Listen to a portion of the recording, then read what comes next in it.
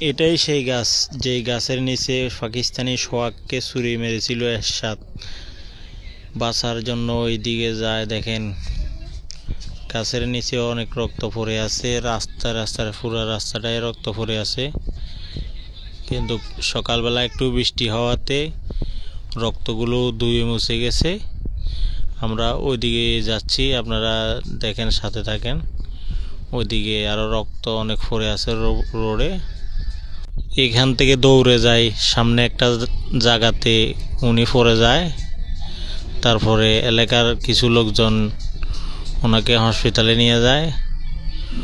Hospital নিয়ে যাওয়ার পরে ডাক্তার ওনাকে মৃত ঘোষণা করে।